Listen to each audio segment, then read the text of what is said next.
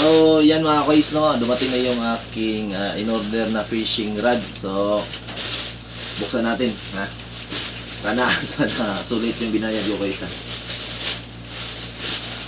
First time ko umorder ng ganito, kois. Okay. So.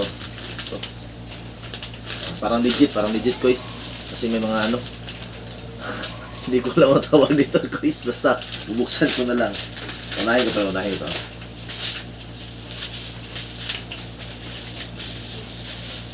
So, in-order ko pala ito, guys, no, sa TikTok. In-order ko ito sa TikTok. Parang ang liit, Okay lang. Oh, ganda. Saka, mura lang to ko isa kasi 100 plus lang. In-order ko to ng 100 plus sa TikTok. May harang siya. Ito.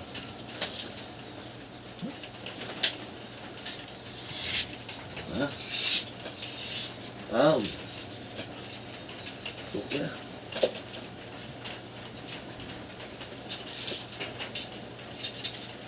So, may fishing rod na ako isa. Ano lang, try ko asimbolin. Saka ito, buksan ko to. So, sulit yung binayad ko, 100 pesos lang. Maganda na yung hindi ko sure kung pero parang maganda yung yan. So, ito yung setup niya, guys. Ang problema nito, guys, no? Hindi ko alam paano i-connect itong mananap na to. Paano ba to? Dito siya.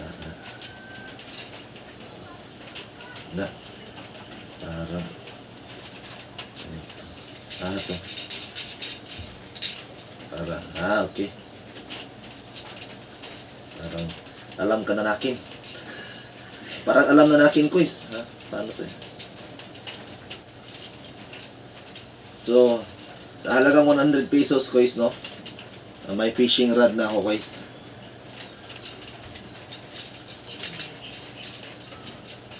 Yan. Paano ito gamitin? Yan. Tsaka ito. So ayan, guys, may modern fishing rod na ako. So, sa susunod na video ko, guys, gagamitin ko itong may pupuntahan kaming lugar na mag-fishing kami kasama yung kaibigan, yung kapatid ko, yung utol ko. So, meron din siyang ganito, kaso medyo mahal yung sa kanya.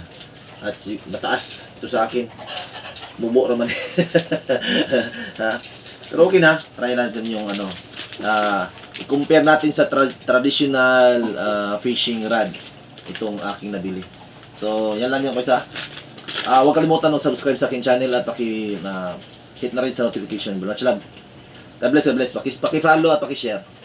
Thank you.